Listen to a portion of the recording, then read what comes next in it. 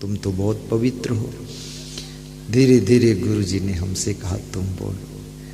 तो जब मैं बोलने लगा तो बोलने से पहले मैं गुरु जी से बोलता था कि गुरुदेव आपको सुनाएंगे? बोले नहीं, आप ही सुनाओ। साइड में छोटे गुरु संचालक साहब बैठते थे, मैं बोलता था आपको सुनाएंगे? बोले नहीं, केवल तुम्हारा। सब बोल देते थे अकेले हम, क्योंकि गुरु जी समझ गए कि अब इनके द्वारा बुलवाना ही ठीक है। नहीं देने प्रवचन, बस कोई दर्शन करता थोड़ा बोल देते हैं, बाकी प्रवचन मेरे जिम्मे कर दिया। जो तुम्हारे घर में जिस चीज में कलाकार हो उस चीज का जिम्मेदार उसको बनाइए। अर्जुन को युद्ध का जिम्मेदार बनाया गया था, नकुल को वाहन प्रबंधन का जिम्मेदार बनाया गया था, सहदेव को प्लानिंग का जिम्मेदार बनाया गया था। सहदेव बहुत बुद्धिमान व्यक्ति थे। भीम को भंडार का जिम्मेदार बनाया गया कि जो कुछ टमाटर और प्याज आलू कम पड़े वो लाओ। तो भीम जो है पीठ पर ही 10 कुंटल लाद लाता था। ठीक है था, उसको कोई बैलगाड़ी की जरूरत ही नहीं।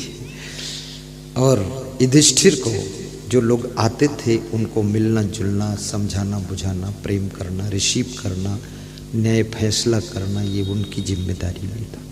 और द्रौपदी की जिम्मेदारी में घर की पूरी अंदर की व्यवस्था थी। काम का बंटवारा कीजिए, कार्य वितरण कीजिए। अपने घर में भी ड्यूटियों का बंटवारा कर लो, कोई काम बिगड़ेगा नहीं, सब हल्का फुल्का रहेगा। और कोई कामचोर भी नहीं बनेगा, क्योंकि सबके नाम से ड्यूटी आ गई है। और अल्लम जल्लम में कोई कामचोर सोता ही रहेगा, करेगा नहीं कुछ। ये सेटिंग करो। और एक चीज मैं कहूं, कार्य करने से क्रोध भी कम आता है, और अधिक जिम्मेदारी लेने से बुद्धि का विकास ज्यादा होता है, और फुल जिम्मेदारी लेने से बुराइयां भी बहुत कम आती है। और सबकी जिम्मेदारी लेने से ब्रह्मांड खुल जाता है, ब्रह्मांड खुलेगा, ब्रह्म ज्ञान पैदा होगा, ब्रह्म नेत्र खुल जाएंगे। जब मैंने सबकी जिम्मेदारी ले ली, मैं गुरु की भी जिम्मेदारी है, आश्रम के छोटे बड़े सब संतों की जिम्मेदारी, शिष्यों की जिम्मेदारी, गुरु भाइयों में सबकी जिम्मेदारी मेरे ऊपर है। और भक्तों की जिम्मेदारी, आप लोगों की भी जिम्मेदारी रखता हूँ, ख्याल रखता हूँ। ऐसा नहीं है ये ऐसे ढीलम ढाल करूँगा तो तुम्हारा प्रेम टूट जाएगा। जिम्मेदारी है। और कम से कम लाखों भक्तों के तो नाम याद रखा इसमें। जहां फोन आता बोल देता हूं, लोकेंद्र यादव, हाँ गुरुजी हमारे यहां से कोई नहीं आया गुरुदेव, आज उनके यहां से आया है कोई। कौन आया है? लोकेंद्र यादव के माध्यम वाला एक व्यक्ति को यहां खड़े हो, ये देखो, वाह, बड़ा सेवा सत्कार सब सामान लाए हमारे लिए, वस्त्र चादर, बहुत भक्तों का प्रेम है। मैं जब से साधु बना तब से तो मार्केट मुझे नहीं करना पड़ा, सब भक्त ला देते, और जो ला देते उसी में हम एडजस्ट भी कर लेते हैं। ये नहीं कि ये ठीक नहीं वो ठीक नहीं, उसी में सेट, जैसा इनर ला तो वही पहन लूंगा, बस व्हाइट व्हाइट, क्योंकि रंग बिरंगा मेरे बदन पर अच्छा नहीं लगता है। बैठो, धन्य हो तुम। तो ऐसे सब भक्तों का भी, ये जितनी ज्यादा जब मैंने जिम्मेदारी ली तो मेरा माइंड उतना ज्यादा विकसित हुआ है, ब्रह्म ज्ञान खुल गया फिर। इसलिए मैं आपसे भी कहूंगा, जिम्मेदारियों से कतराओ मत। अगर बुद्धिमान बनना चाहते हो तो टोटल जिम्मेदारी ले लो, सब कुछ अपने माथे लो। देखना आपका दिमाग कितना आगे बढ़ता है। थोड़ी थोड़ी तपस्या आप सभी लोग किया करें। जिसके जीवन में तपस्या है तो वहां समस्या भी समाधान में बदल जाती है। तन का तप, मन का तप, वाणी का तप, 3 तप होते हैं। श्री कृष्ण कहते हैं, श्री कृष्ण बहुत बुद्धिमान है, स्मरण शक्ति उनकी बहुत अच्छी थी। जो लोग चिंता ज्यादा करते हैं उनकी स्मरण शक्ति मरण से पहले ही स्मरण खत्म हो जाता है। टेंशन में जो लोग बहुत रहते हैं उनकी मेमोरी कम हो जाती है। जो ज्यादा दुखी रहते हैं उनकी भी बुद्धि कम हो जाती है। जो तादाद से ज्यादा खाते हैं उनका तो पूरा दिमाग खत्म हो जाता है। इसलिए कम खाइए। कम खाने से मरोगे नहीं और अधिक खाने से कभी स्वस्थ रहोगे नहीं और बिल्कुल न खाने से जिंदा बचोगे नहीं। इसलिए थोड़ा कम खाइए लेकिन खाइए। और ये भी याद रखना, आप अपने शरीर का अंदाज खुद लगाइए क्या सूट करता है। डॉक्टर भी सेट नहीं कर पाएगा, तुम करो सेट। जो चीज खाने से बीमार हो जाते हो उसको मत खाओ। जो खाने से तुम्हें अच्छा लगता है तबीयत, उसी को खाओ, लेकिन उसको भी कम मात्रा में खाओ, ज्यादा मात्रा में। और चबा चबा कर खाओ। तुम्हारे मुंह में दांत 32 हैं, अब किसी के 28 हो तो किस्मत वाला है, और 32 होते हैं, और किसी के 34 हो जाए तो राक्षस कहते हैं इसको।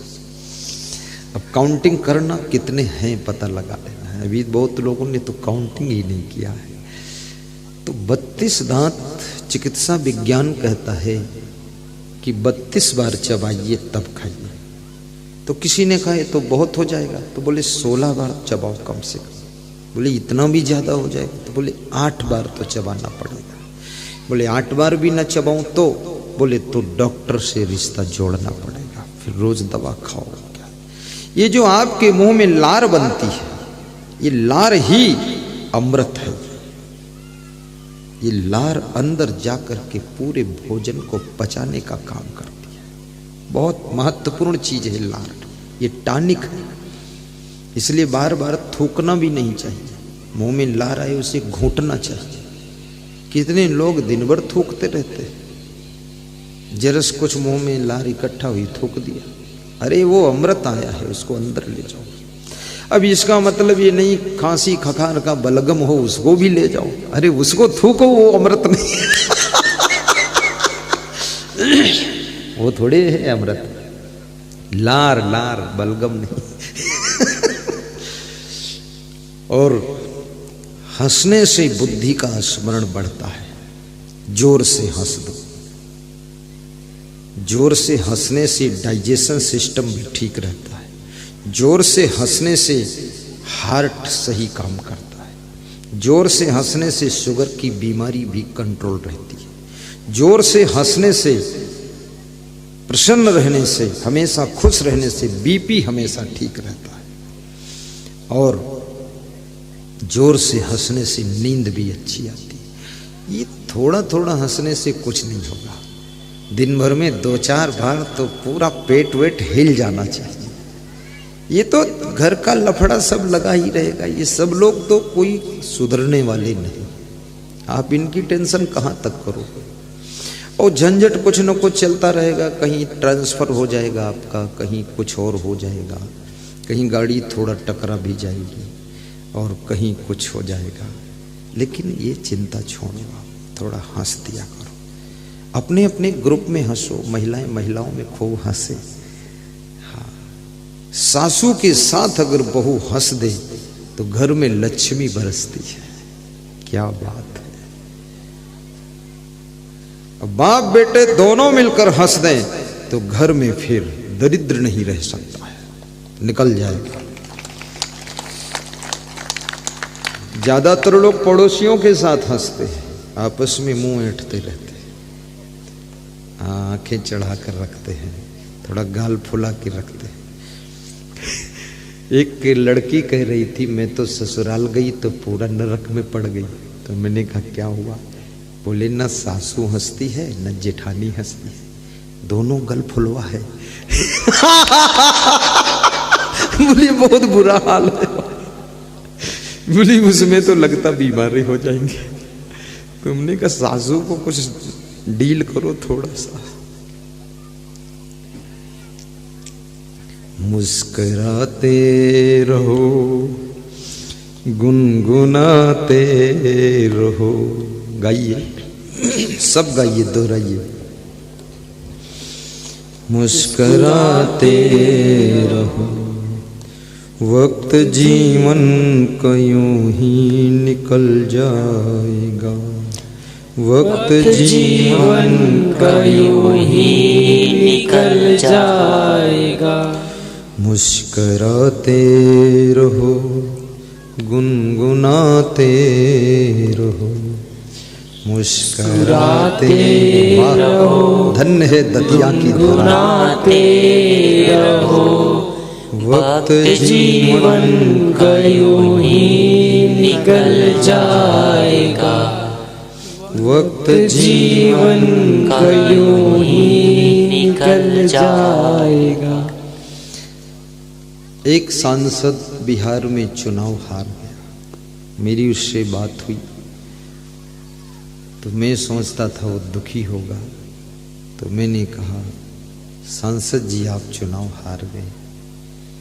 बोले गुरुदेव अच्छा हुआ है, राजनीति में दौड़ते दौड़ते कमर में बहुत दर्द हो गया था और चुनाव हार गया तो 3-4 महीने में दर्द अपने आप ठीक हो गया, बड़ा सुख मिला है। तो हमने कहा सांसद होने में सुख नहीं था। बोले सांसद होने में शांति नहीं है। तो हमने कहा अब? बोले अब शांति है। तो हमने कहा तुम्हारी वाइफ? बोले वो विधायिका है।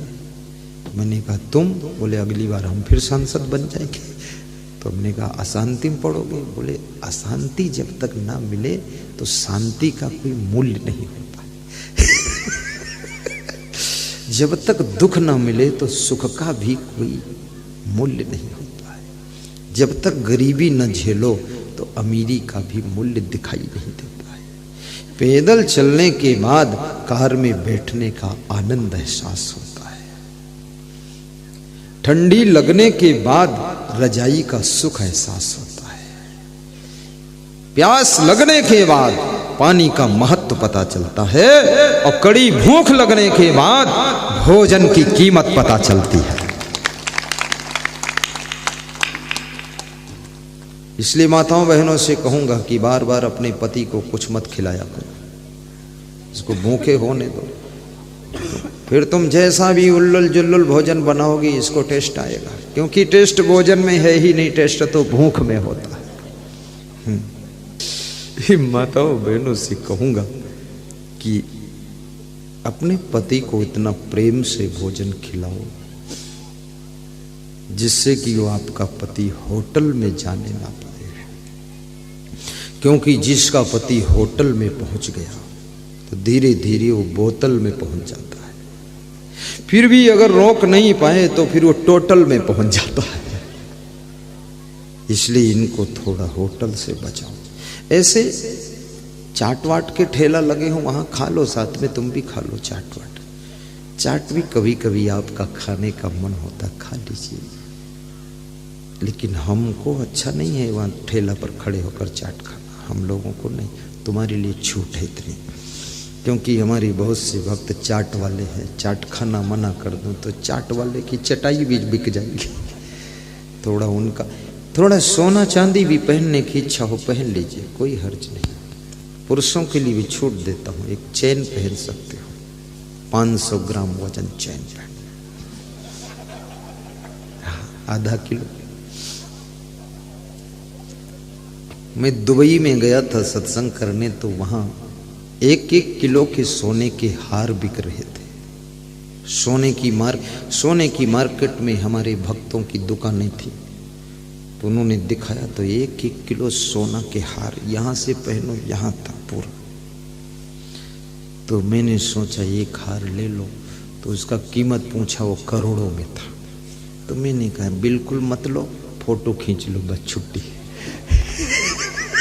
मोबाइल में फोटो खींच लिया बस, 1 रुपया भी नहीं लगा। देखना ही है तो क्या फर्क उसमें, पहनना तो था नहीं और लेना भी नहीं था क्योंकि जरूरत नहीं है। लेकिन माताओं बहनों को भी थोड़ा सा सोना पहनाइए, कान में कुंडल, ये कभी काम आ सकता है। जब सीता का हरण हुआ तो राम बहुत दुखी हुए। स्वाभाविक है, जिसका मिलन सुखद होता है उसका वियोग दुखद हो जाता है।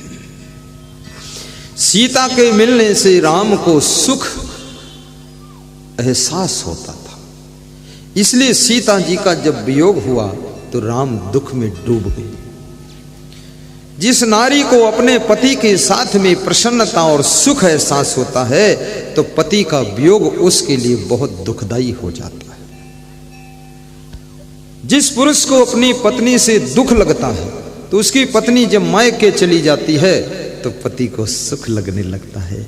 कम से कम 10 दिन के लिए तो छुट्टी मिल गई चंडिका देवी से, चली गई अच्छा है, पिंड छूट गया।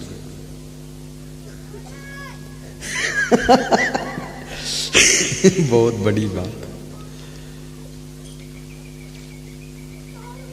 व्यवहार ऐसा करो जो तुम्हारे वियोग में लोगों को दुख होना चाहिए, मिलन में सुख होना चाहिए। और जिसके मिलने में दुख होता है उसके बिछुड़ने में सुख लगता है।